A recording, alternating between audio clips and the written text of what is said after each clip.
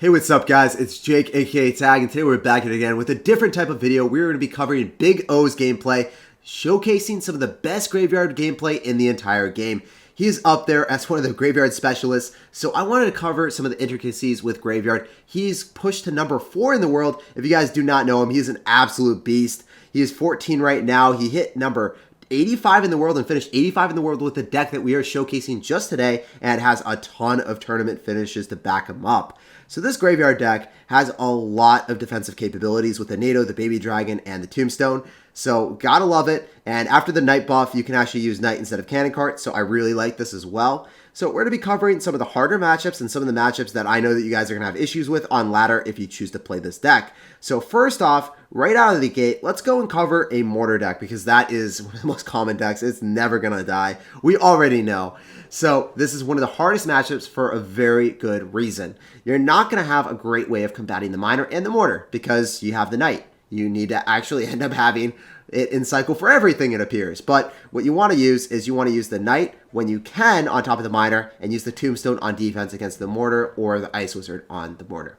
And you're not going to be going in for any type of graveyard in single elixir unless you're up a huge amount of elixir. Like I'm talking 6 to 7 elixir, or you just need to make sure that your opponent has a terrible card cycle or something.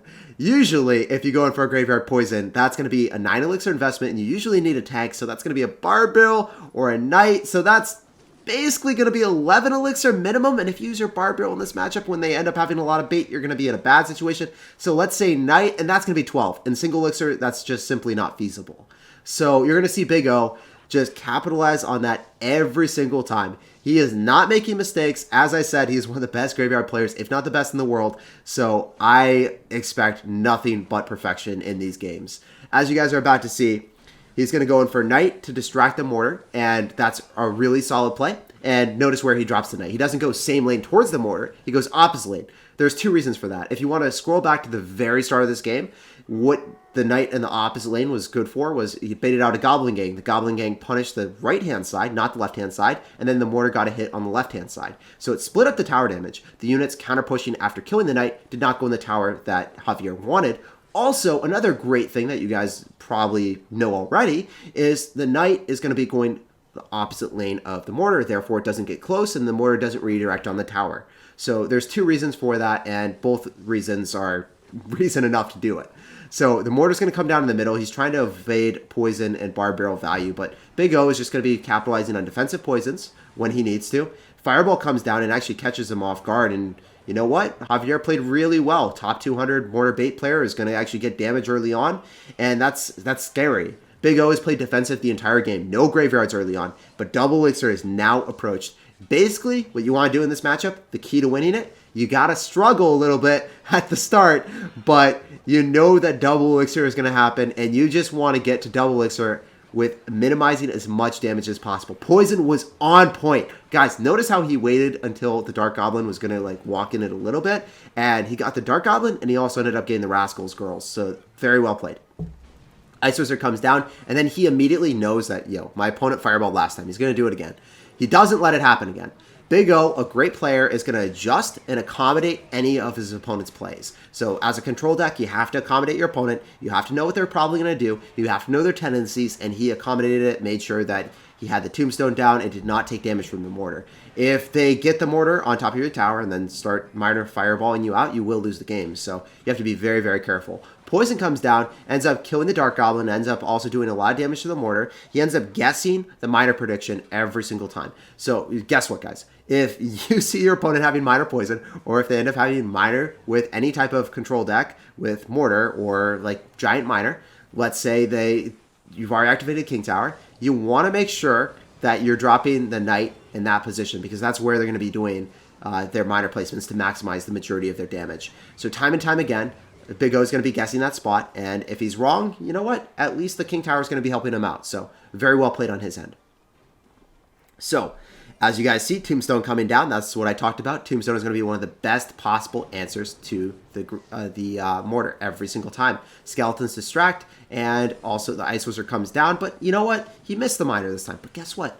It's slowing it down. The Ice Wizard is going to be slowing down the Miner, and the King Tower is going to be helping out. So really well played. He's going to get great counter push. He's going to go in Poison. He's going to hit the Girl Rascals, and he's going to actually almost finish off the tower right there. So Big O has basically played this game as well as he possibly could have, besides knowing that his opponent was going to pre-fireball and get a lot of damage early on. He goes in for a Knight, but guess what? Doesn't matter. The King Tower is going to help him finish it off. He has 2 Ice Wizards to preclude any potential of the Mortar ever locking on. He goes in for the Barbarrels, just cycling back to Poison, and he tosses out a well played, and he gives the love of the log. So yeah, he played this absolutely flawlessly. If you guys want to play against any type of Mortar deck, and especially when they have Mortar Dark Goblin, it's going to be a lot harder. Use this game as a template. You do not go in with graveyards until double elixir, unless you like losing the game, of course. So let's go right into the next game, guys. Let's go showcase how he ends up converting and winning against any type of Golem Lightning deck. So jumping right into the Golem Lightning game, we're going to be rocking right out of the gate. We're going to be leaking a little bit of elixir because we just don't really have a great hand here. And we're going to wait and see what he does. He's going to end up going in for a Mega Minion, so we're chilling. We're dropping an Ice Wizard same lane. He's going to go Snowball us, and we're going to Barbarrel opposite lane. So we've identified, after seeing the Golem and the Mega Minion, it's obvious a Golem deck, but after you see Mega Minion, you're going to be thanking Tank, right? So you're going to rush opposite. You're going to see what we can get done because you don't have a great card cycle. And unfortunately, he doesn't have a good answer to the guards, but he baits out a Barbarrel and guards, so that's 5 elixir. He casted 8. He's not going to overcommit with a poison. When you've went in for a graveyard like that early on, and they go guards, you cannot poison unless you like losing your tower. So don't lose your tower, okay, guys? Moral of the story, that's a pretty good play to do. If you have to play opposite lane aggression, don't overcommit if you realize that you can't make it happen. Another thing, if you end up having a Tombstone in the middle, you can actually pull a Giant or a Golem. You can always pull a Golem even without that. You can always pull the Golem to the King Tower. But Giant, you have to use the Tombstone placement to go and kite that. Against Balloon decks, against Lava Loon, same thing. You really want to be able to activate King Tower early on and have that Tornado and Tombstone placement, so then you can have that happen. If you have that early on, you're going to get so many more positive elixir trades on defense because your King Tower is just going to be helping out, and it minimizes the amount of elixir that you have to spend on defense, so you can play more aggressive on offense, and therefore you're just going to gradually chip away more, and you're going to get dividends. So super, super amazing to do that against any type of deck that you can activate King Tower against. Against Expo, obviously, it doesn't really matter, but everything else, it matters. So this guy is just going to be saucing out a Baby Dragon. Another thing that I really want to talk about, we're probably not going to showcase it, but it's against any type of Lightning deck with RG. So any Lightning deck in general, the Ice Wizard is pretty flaccid. It is not a good card to drop in a lot of scenarios. So Big O has told me off stream, and when I was pushing ladder with Graveyard, he actually helped me out a little bit. He was like, yo, Jake, you're losing to any type of Lightning deck simply because you're dropping the Ice Wizard. Lightning wrecks the Ice Wizard, just don't drop it. Or if you're dropping it, make sure you're dropping it outside of range. So he's not going to give him Tombstone plus Lightning value with that. So he's not going to hit the Ice Wizard, or he's not going to hit the Tombstone. He baited him. He's like, yo, you just got baited. You cannot end up hitting the Tombstone. So he went in for a Lightning. He ended up hitting the Ice Wizard, but he did not hit the Tombstone. He only ended up hitting the Baby Dragon and the Knight there too. He got really wrecked because the Baby Dragon and the Knight, they don't die to Lightning. Ice Wizard does.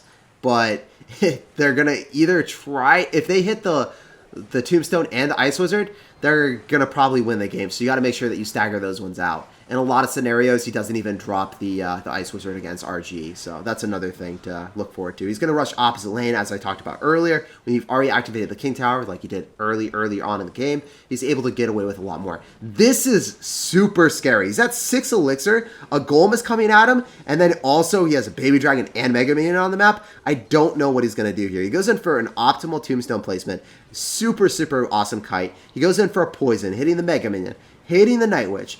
And he's going to go in for a Barbarrel. You got to go for the Barbarrel at the same point that you have the Night Witch already in the poison, because you want to kill the Night Witch inside, so then the bats die inside the poison that's already planted. Otherwise, if it dies afterward, you're kind of screwed, because then the bats are still alive and they don't die to the poison. So have that in mind whenever you're playing any deck against a Night Witch Golem deck. So he's going to go in for a Night Witch, same lane as Big O. I wonder if Big O is going to end up going into that. He's actually switching things up. Wow, yeah, Big O's like, I'm actually surprised too that he went Golem opposite lane. I think Big O is just going to capitalize on that and crush him right here and just go in for a graveyard. Yeah, so this should be GG here. He's going to pre-poison as well. So if you know that your opponent has guards or any bait deck, if you have enough elixir, pre-poison. Don't even mess around. it serves as area denial, and then they don't have anything. Like this point, he just cycles another poison, the game's over. He can go cycle a Tombstone on defense if he really wants to. He's cycling a Knight. He doesn't want to go Tombstone too early. That's a new play. That's something that I would have actually done there, because then a Lightning could have actually killed both of them, and then have the golem immediately go to the tower. But yeah, it didn't really matter. He played that absolutely amazingly as well. Let's go right on to the next game. I hope that showcases how to beat Lightning decks, guys. Just make sure that you're spacing out your units and obviously not giving too much Lightning value with the Tombstone and the Ice Wizard at the same time. Let's go watch Little Chen versus Big O. Little Chen, if you guys don't know, is from Nova, CRL victors of Season 2. So, gonna be quite the match. All right, guys, so we're jumping right into the game against Little Chen. Big O being a chivalrous and kind sir, saucing out of good luck. I appreciate you, Big O. You're such an awesome dude. So, starting off the game, you see him not cycle anything because he just doesn't feel comfortable with it. When you're playing against Little Chen, who is known for playing Expo and a lot of cycle decks, you don't really want to go in for a Knight or a Barb Barrel, because if you do that, and after seeing the skeletons, you're going to have one of your tanks out of cycle. After seeing the Barb Barrel, he's like, yo, this is not an issue. I can just Barb Barrel and Barb Barrel, and we're going to end up having the Barbarian still alive.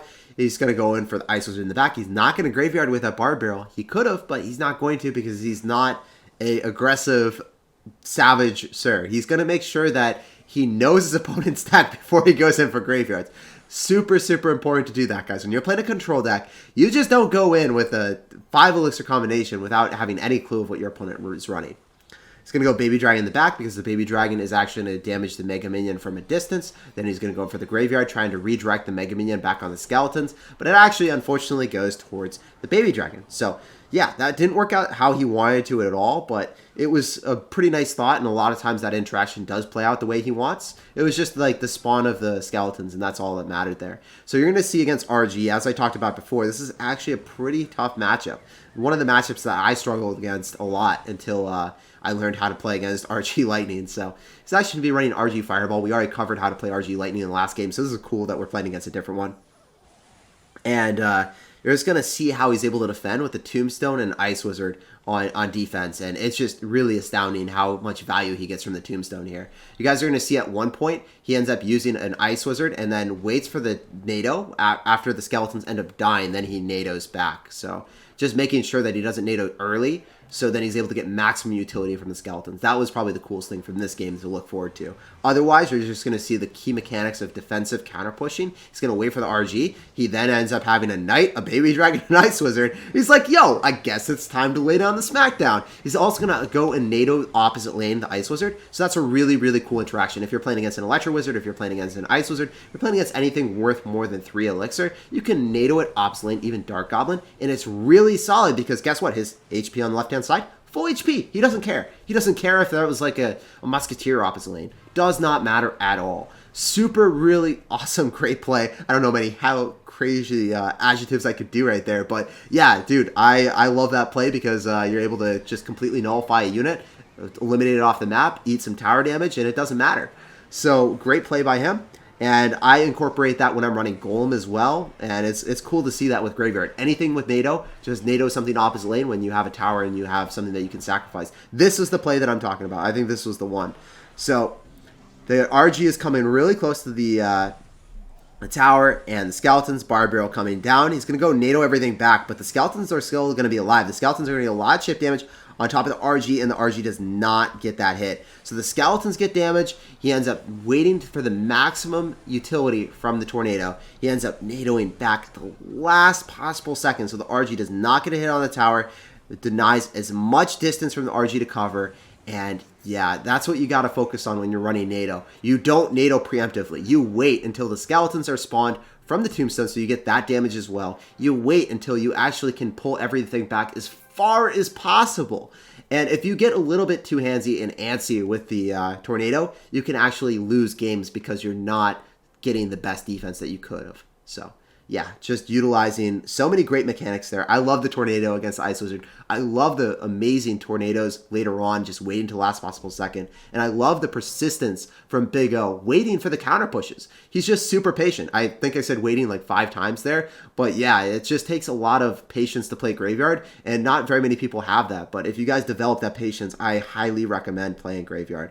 So we can go hop into another game here. All right, guys, so the last and final game that we're going to be covering today is going to be against Zeros, who is going to be running P.E.K.K.A, Miner, Poison. As you guys know, the bane of all existence of Graveyard players is Poison. It fully counters Graveyard. No hits from the Skeletons besides a couple, so it's going to be like 2 or 3 hits, but over time he's able to break through. We're going to show how Big O navigates this matchup. As you guys can see at the start, he's waiting. He doesn't really feel comfortable dropping anything. He could cycle the Barb Barrel, but he doesn't have NATO, so he doesn't have an answer to any type of Goblin Barrel or any type of spam, so he's not going to. So that's a really key thing to have in mind. You don't cycle the Knight if you don't have Barb Barrel. You don't cycle the Barb Barrel if you don't have NATO. So you don't cycle the Ice Wizard if you don't have Baby Dragon. You gotta have a counter in hand for the other unit, that if they have like Expo, you need to have a tank. If they have a spam bait, you need to end up having a spell. So you need to make sure that you have something in your hand to fulfill that role. So yeah, if he had a bad hand, he probably would have cycled a card. So he played very well there. He's just going to go for a poison on the Goblin Hut, but now his opponent is able to actually play really aggressive with Miner and poisons, because guess what? Big O doesn't have poison for the Electro Wizard or any type of defensive units that Zeros has. He's going to go for a Tombstone on defense. The Royal Ghost is going to be pretty obnoxious. He's also going to have a Miner, but the Knight was amazingly placed. So he knows that his opponent actually ends up having Miner, and he knows that his opponent is probably going to end up having poison, because no one runs Miner Fireball with this deck. So basically, Big O is already showcased that he's running Graveyard. Big O is known for Graveyard. He knows that his opponent is probably going to drop the Miner in that placement. He had a Royal Ghost coming at him, and he was able to get away with just a Knight there. Very, very well played. And it killed 2 birds with 1 stone. He's going to actually end up having the Baby Dragon and the Ice Wizard on defense here. He drops the Tombstone out of position where the poison could not hit it. Super well played. The Skeletons will actually be able to block a little bit of the Mega Minion, giving him time to drop a Knight. So, yeah, he is just playing great on defense. It's not easy to play against people that end up having poison, but when they have poison out of cycle, you capitalize on it. You try to bait out their poisons. If they ever drop a poison on offense against their Ice Wizard and your Tombstone, you go aggressive and you get some damage, and you capitalize on that. You make them drop their Electro Wizard. You get poison value on offense because they've dropped it, and then they are giving you free damage on the tower. 4 for 4 trade. Let's snag it, seize it up. And he's going to actually end up going for a Graveyard, encapsulating the Goblin Hut, and he's also going to hit the tower. Super well played as well. And this is just going phenomenally for him. He's getting skeleton hits on the right-hand side, got a really good, juicy Graveyard spawn hitting that tower, and he's going to go for a Barb Barrel right on top. So I like how he's navigating this matchup. He's really trying to bait out the poisons. He's like, yo, you want to go and hit that Ice Wizard and Tombstone? I dare you, sir. He doesn't do it. He's actually switching lanes. He's got Zeros all confuzzled, man. This guy doesn't even know what's up. Big O played this so well that he's like got his opponent second guessing himself and making misplays left and right. So he's going to go in for another Ice Wizard. He's just going to play defensive, and he's not going to overcommit, because if he overcommits against a P.E.K.K.A player, the P.E.K.K.A player just drops P.E.K.K.A at the river with an Electro Wizard already like cycled him back. The game is pretty much over then. So you got to make sure that you're playing good defense at all points. Big O is just going to be dropping a Tombstone there. Make sure that the defensive Tombstone really low is going to be able to negate a lot of hits from the Spear Goblins. I like that as well. You guys probably maybe didn't notice that, but that's something that you guys are going to see now. The Skeleton spawns, the Spear Goblin hits that, and then the tower is able to chip away at the Spear Goblin until it doesn't get any damage. So I really like that. He's able to just poison out the tower and secure the W. Yeah, man, I can't say enough about Big O. One of the best players in the game, in my opinion, and definitely one of the best Graveyard players. So I want to give him a huge shout out. Let's go check out his Twitter real quick. It's up here. It is BigO_CR. So go check him out on Twitter, drop him a follow, give him some love. His Twitter will also be down below in the pinned comment and in the description of the video. Make sure to let me know down below in the comment section if you guys enjoyed this type of video, because these guys are specialists with their decks. They've played these decks so many times, they make absolutely no misplays. And if you guys did enjoy the video, I might want to move forward and do this once a week with a different player every single time, a different deck. So let me know what deck archetype you guys want to see, or what player you guys want to see in the next video. I have a lot of friends, I have a lot of players that are super, super solid. So I hope that we can showcase them future videos. So thanks for watching, thanks for chilling with me, and I can't wait to see you guys in the next one. Peace out.